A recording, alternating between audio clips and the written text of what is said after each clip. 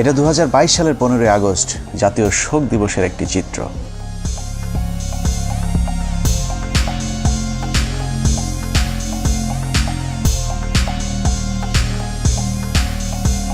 শোকে মুহ্যমান জাতির শোককে শক্তিতে রূপান্তর করে তার প্রদর্শনও দেখিয়েছে বিভিন্ন জায়গায়। খিচুড়ি নিয়ে মারামারি সহ 15 আগস্ট উপলক্ষে তোলা চাঁদাবাজির টাকা নিয়েও কামড়াকামড়ি করেছে শেখ মুজিবের আদর্শিক পুতরেরা।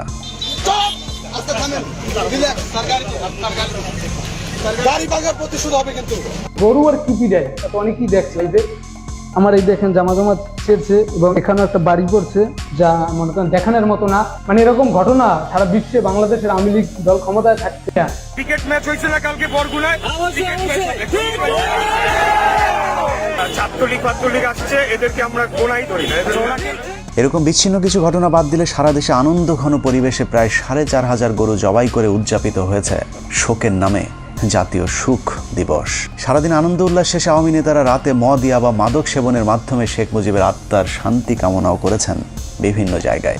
সেই সাথে শেখ মুজিবকে জাহান্নামের সর্বোচ্চ জায়গায় রাখার জন্য মহান রাব্বুল আলামিনের কাছে ফরিয়াদ জানিয়েছেন শেখ মুজিবের উম্মতেরা। বঙ্গবন্ধুকে আপনারা যেন জাহান্নামের ভালো জায়গায় স্থান করে দেয়, আল্লাহ যেন তাদের মুনাজাত কবুল করেন। আশেকানদের এরূপ ভালোবাসায় পীর সাহেবের বাস কোন দিক দিয়ে কয়টা ঢুকছে সেটা একটু অনুমান করতে থাকুন। আমরা ততক্ষণে একটু 1975 থেকে ঘুরে আসি। এটা 1975 সালের 15 আগস্ট। বিদেশি সংবাদ মাধ্যমগুলো বলছে পরিবেশ দেখে মনে হচ্ছে এই শহরে যেন তেমন কিছুই ঘটেনি। And this is how Dhaka looks today. The same tanks on the streets, soldiers still on guard, and yet it is almost as if nothing had happened. কিন্তু আজকের পরিস্থিতি সম্পূর্ণই ভিন্ন। শেখ মুজিবের নাম ধরে কথা বলাও যেন এখন মহা অপরাধ। কিন্তু সেদিন গোলাবারুদ ছাড়া কামান নিয়ে কর্নেল ফারুক শেখ মুজিবের গোষ্ঠী শুদ্ধ রফা দফা করে দিলেও শেখ মুজিবের এত ভালোবাসার মানুষেরা একজনও এগিয়ে আসেনি। কেউ কোনো পদক্ষেপ নিল না। ওই লাশ পড়ে থাকলো 32 নম্বরে। ধরে নিলাম অবস্থা ভয়াবহ খারাপ ছিল, কিন্তু কখনো কি চিন্তা করে দেখেছেন যে দেশে সালমান শাহের মতো একজন চিত্রনায়ক মারা যাবার পর শোকে 7-7 মানুষ আত্মহত্যা করতে পারে, সেই দেশে এমন একজন মুজিব প্রেমীও কি ছিল না যিনি কিনা মুজিবের ভালোবাসায় অন্তত আত্মহত্যা করতে পারত? আসলে শেখ মুজিবের প্রতি এখনকার আলগা প্রীতি আর তখনকার পরিস্থিতি ছিল সম্পূর্ণ ভিন্ন রকম। একটি মানুষ ছিল না সাহস করে এগিয়ে আসার, একটি মানুষ ছিল না প্রতিবাদ করার। 15 আগস্ট থেকে 16 আগস্ট ওই লাশ পড়েছিল। কেন কেউ এগিয়ে আসেনি সেটাই আজকের অনুসন্ধানের মূল বিষয়। আজকে যারা শেখ হাসিনাকে দেখছেন তাদের অনেকেরই ধারণা শেখ হাসিনা খারাপ হলেও মুজিব খুবই ভালো মানুষ ছিলেন, কিন্তু বাস্তবে শেখ হাসিনা তার পিতার ডুপ্লিকেট কার্বন কপি। দুজনেই পেছনে তেল নিতে পছন্দ করতেন, কিন্তু সমালোচনা সহ্য করতেন না। এই যে নতুন সিস্টেমে যাচ্ছি আমি। হাসিনার মতো শেখ মুজিবুর দুর্নীতিবাজ, তেলবাজার, চোর বাটপার নেতাদের কাছে রেখে যোগ্যতা সম্পূর্ণ সৎ মানুষগুলোকে সরিয়ে দিয়ে নিজের বিপদ নিজেই ডেকে এনেছিলেন। মেজর ডালিম বলছি, শেখ মুজিব ও তার খুনি দুর্নীতিবাজ সরকারকে উৎখাত করা হইয়াছে। এ বিষয়ে সংবিধান, সাংবিধানিক আইন ও রাজনীতি বাংলাদেশ প্রসঙ্গ বইয়ের 52 নম্বর পৃষ্ঠায় বলা হয়েছে, স্বাধীনতা পূর্ব মুজিব আর প্রধানমন্ত্রী হিসাবে মুজিবের মধ্যে রয়েছে আকাশ পাতাল পার্থক্য। বঙ্গবন্ধু হিসাবে মুজিব ছিলেন চমৎকার, কিন্তু প্রধানমন্ত্রী হিসাবে অত্যন্ত দুর্বল। সেই সরকার অনেক ভুল করেছে এবং সেটা আমাদের অর্থনীতিতে ভীষণভাবে আঘাত করে। বইটির 161 নম্বর পৃষ্ঠায় বলা হয়েছে, মুজিব সারা জীবন গণতন্ত্রের জন্য সংগ্রাম করেছেন, কিন্তু ক্ষমতায় যাবার পর তিনি গণতন্ত্রকে প্রাতিষ্ঠানিক রূপ দিতে চাননি। এভাবে স্বাধীনতা পূর্ব বঙ্গবন্ধু আর স্বাধীনতা পরবর্তী স্বৈরাচার মুজিবের মাঝে বিস্তর ফারাক দেখা যায়। The Awami League cadres were armed and the opposition political movement were harassed. Sheikh Mujib প্রসঙ্গে সেক্টর কমান্ডার মেজর জলিল তার অরক্ষিত স্বাধীনতায় পরাধীনতা বইয়ের 35 নম্বর পৃষ্ঠায় লিখেছেন, মুক্তিযুদ্ধের জনক হিসেবে পরিচিত মুজিব মুক্তিযুদ্ধের চেতনায় পুরোপুরি বিশ্বাসী ছিলেন না বলেই মুক্তিযুদ্ধের পর তার মধ্যে পরিলক্ষিত হয় মারাত্মক দ্বন্দ্ব আর অস্থিরতা, যে কারণে তিনি কখনো রাষ্ট্রপতি আবার কখনো প্রধানমন্ত্রী হয়েছেন। মুক্তিযুদ্ধ শেষ হবার পর দেশে ফিরেই শেখ মুজিবের মাথায় কিভাবে ক্ষমতাকে কুক্ষিগত করা যায় সেই চিন্তায় ঘুরপাক খাচ্ছিল, যে কারণে মুজিবনগর সরকারের সিদ্ধান্ত অনুযায়ী শেখ মুজিব রাষ্ট্রপতি।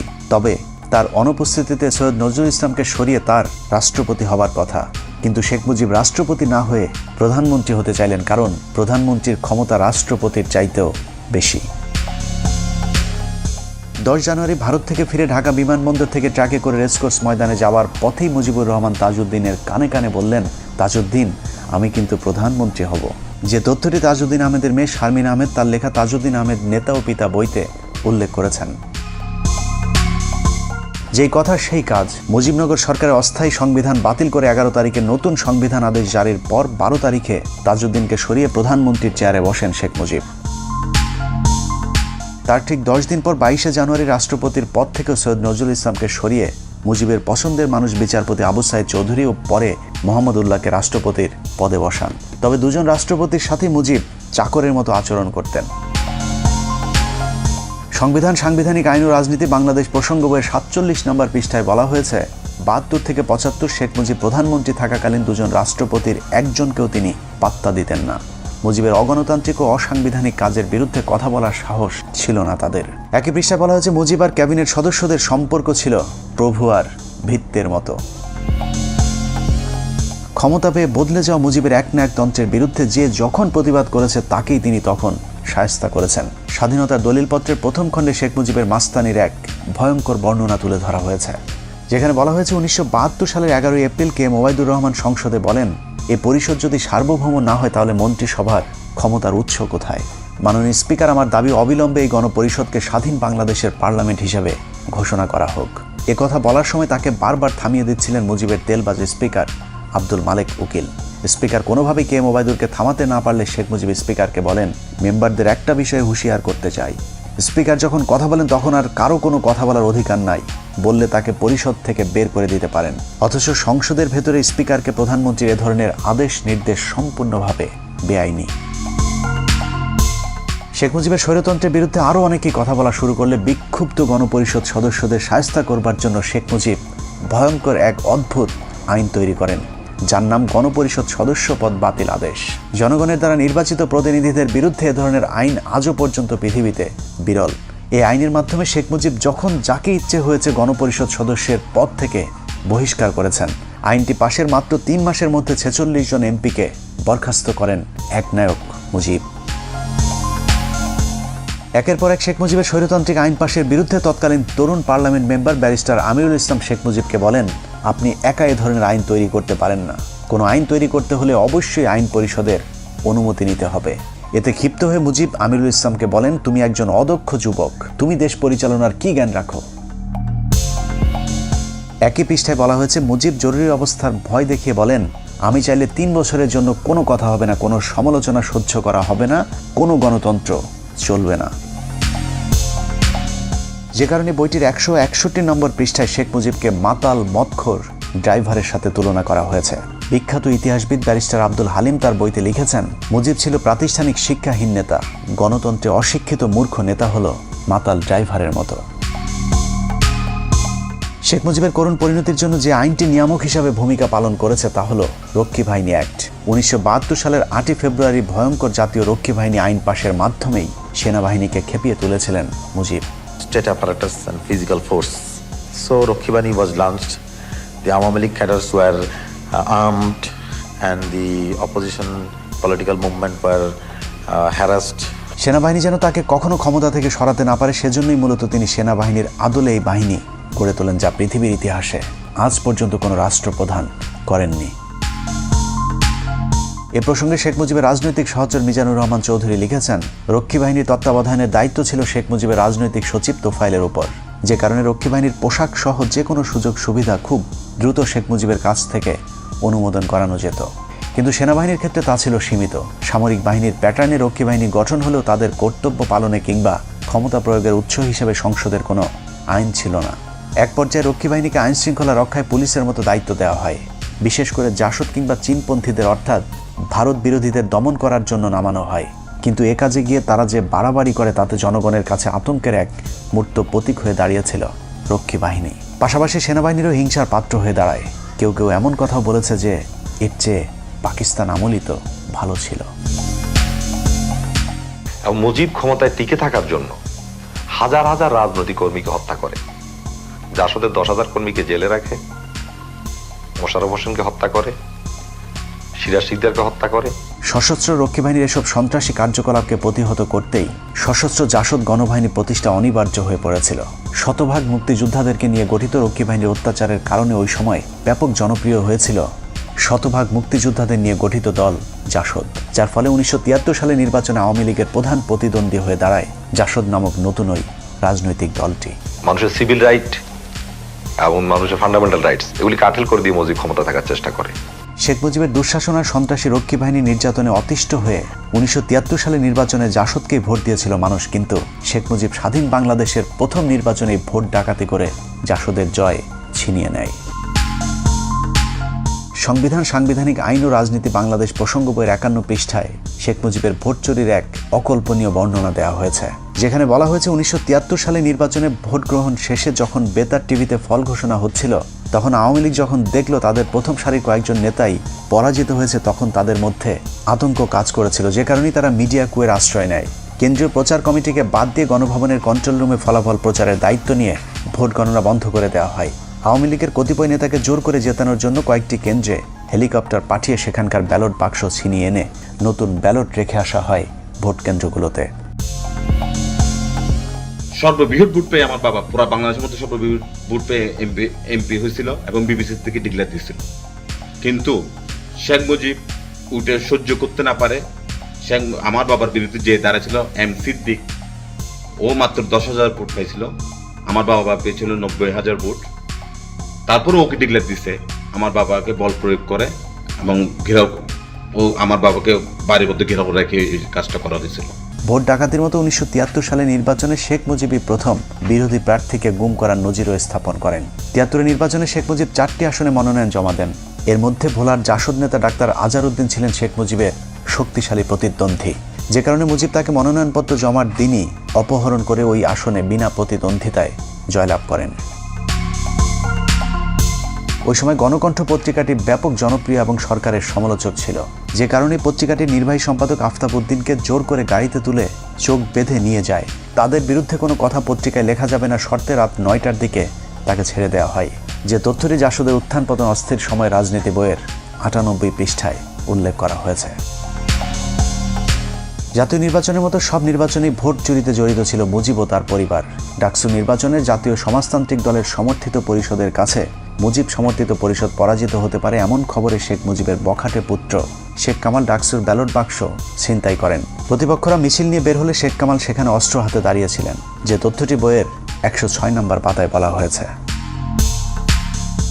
শেখ কামাল যে রাতে ব্যাংক ডাকাতি করতে গিয়ে গুলিবিদ্ধ হয়েছিল, সেদিনও শেখ মুজিব বলেছিলেন শেখ কামালকে তিনি হাসপাতালে দেখতে যাবেন না, কিন্তু ওই সময়ের পুলিশের আইজিপি তার এক ডায়েরিতে উল্লেখ করেছেন 2 দিন পর শেখ মুজিব তাকে ঠিকই হাসপাতালে দেখতে গিয়েছিলেন। যদিও শেখ হাসিনা ইদানিং ব্যাংক ডাকাতির ঘটনাটিকে ষড়যন্ত্র বলে দাবি করে থাকেন। কামালকে তো ব্যাংক ডাকাতি মানালো, যে মিথ্যা অপপ্রচার কিভাবে দিয়েছিল। শেখ কামালের এসব সন্ত্রাসী কার্যকলাপকে মুজিব কতটা প্রশ্রয় দিতেন তার বর্ণনা দেওয়া হয়েছে বইটির 106 নম্বর পাতায়। বলা হয়েছে, ঢাকা বিশ্ববিদ্যালয়ের ইতিহাসে এটি ছিল কলঙ্কজনক একটি দিন। একটি বিশ্ববিদ্যালয়ের ছাত্র সংসদ নির্বাচন সরকার বিরোধী ছাত্র সংগঠন জিতে যাবে, এটা মেনে নেয়ার মতো উদারতাও আওয়ামী লীগ সরকারের ছিল না। ঢাকা বিশ্ববিদ্যালয়ে তখন শেখ মুজিব একজন চা সমুচা মার্কা উপাচার্য নিয়োগ দিয়েছিলেন, যার নাম অধ্যাপক মুজাফফর আহমদ চৌধুরী। তার কাছে সাধারণ ছাত্ররা ভোট ডাকাতির বিষয়টির বিচার নিয়ে গেলে তিনি কোনো ব্যবস্থা নিতে অপারগতা জানান। এর পুরস্কার হিসেবে কিছুদিনের মধ্যে মুজাফফরকে শেখ মুজিব টেকনোক্রেট মন্ত্রী হিসেবে শিক্ষা মন্ত্রণালয়ের দায়িত্ব দিয়েছিলেন। মুখে বড় বড় কথা বলার ভেতরে দুর্নীতিবাজদেরকে প্রশ্রয় দেয়া, এটাই ছিল শেখ মুজিব। এভাবেই ভোট চুরির মাধ্যমে ক্ষমতায় আসার পর আওয়ামী এমপিরা লাগামহীন দুর্নীতির মাধ্যমে দেশকে দুর্ভিক্ষের দিকে ঠেলে দেয়, যে কারণে 1974 সালে দেশে ভয়াবহ দুর্ভিক্ষ দেখা দেয়। তবে আওয়ামী লীগের লোকেরা তখনও ঠিক এখনকার মন্ত্রীদের মতোই বেহেশতে ছিলেন। বাস্তবে দোজকে থাকা মানুষদেরকে তখনও বেহেশতে আসি বলতে বাধ্য করা হতো। দুর্ভিক্ষ নিয়ে সরকারের সমালোচনা করলেই চলতো তার উপর নির্যাতন। ভাত দে হারামজাদা, তা না হলে মানচিত্র খাবো। আলোচিত কবি রফিক আজাদ শেখ মুজিবকে উদ্দেশ্য করে ভাত দে হারামজাদা কবিতাটি পাঠ করলে তাকে জেলে পাঠিয়ে দেন শেখ মুজিব। ইংল্যান্ডের লোক কষ্টে আছে, অন্যান্য দেশের তুলনা করলে আমরা পাকিস্তানের 37%, আমরা তো সুখে আছি, বেহেশতে আছি বলতে হবে। বর্তমানের হাসিনা সরকারের মতোই মুজিব সরকার দেশের দুর্ভিক্ষ নিয়ে মশকরা করতেন। বিদেশি একজন সাংবাদিক মুজিবকে প্রশ্ন করেছিলেন মানুষ খাবার পাচ্ছেন না। জবাবে মুজিব বলেন, এই সবই গুজব।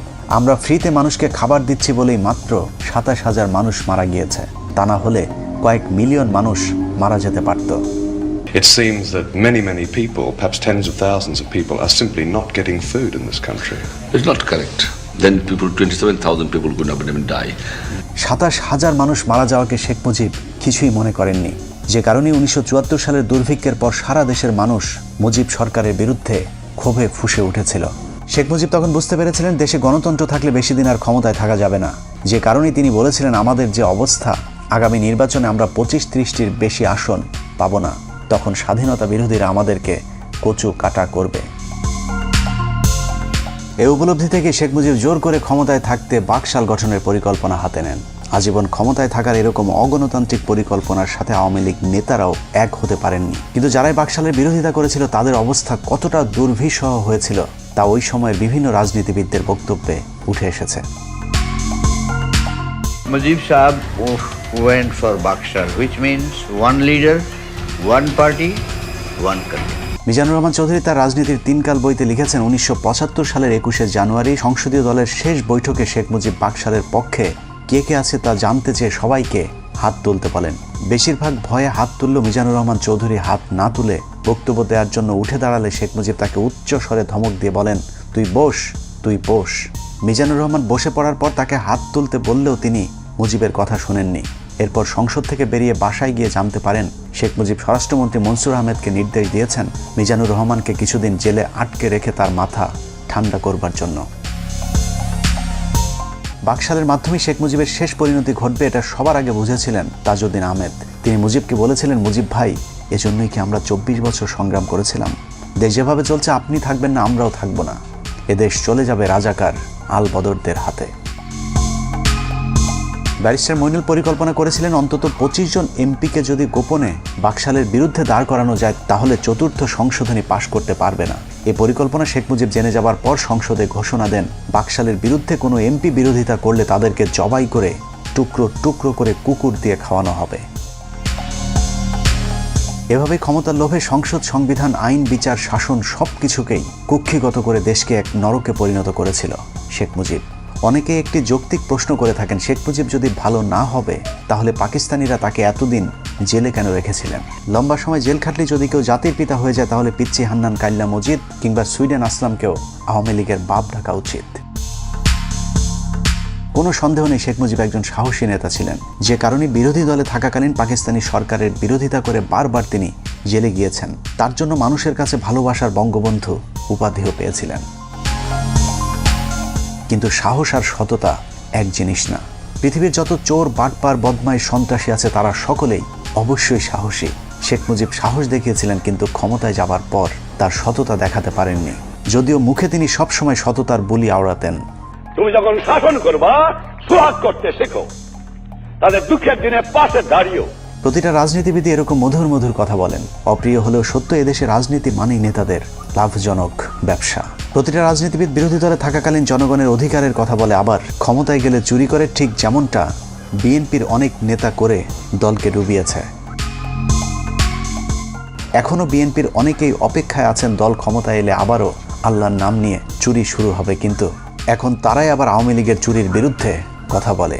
এটার নামে রাজনীতি। সাহিত্যের ভাষায় যাকে বলা হয় সুযোগ না পেয়ে ভদ্র। শেখ মুজিব যতদিন ক্ষমতা না পেয়েছেন ততদিন সৎ ছিলেন, মানুষের অধিকার নিয়ে কথা বলতেন, কিন্তু ক্ষমতা পেয়েই হয়ে যান বেয়াদব, দুর্নীতিবাজ, স্বৈরশাসক। কাউকে সম্মান করতেন না মুজিব। তার চেয়ে বয়সে বড় মানুষদেরকেও তিনি তুই করে ডাকতেন। ক্ষমতা তাকে এতটা অহংকারী করে তুলেছিল যে বিদেশি গণমাধ্যমের সামনেই কলকিতে সুখ টান দিতেন। এভাবেই প্রধানমন্ত্রীর পদটিকে তিনি কলঙ্কিত করেছিলেন।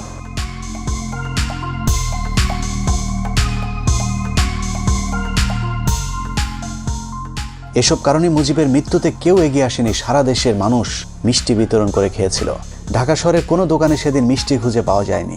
একটি মানুষ ছিল না প্রতিবাদ করার? কেন করতে পারেনি? এত বড় সংগঠন, এত সমর্থক, এত লোক, কেউ তো একটা কথা বলার সাহস পায়নি। খোদ আওয়ামী নেতারাও তার লাশ দেখতে যাননি।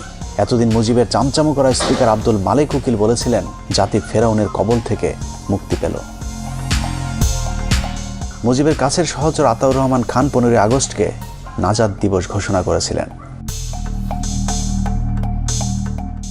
শেখ মুজিবুর রহমানের বিরুদ্ধে যা করছে, তাকে যারা খুন করলো, মাওলা দয়া করিয়া শেখ মুজিবুরের খুনিদেরকে জান্নাতের বাগান বানাই দাও।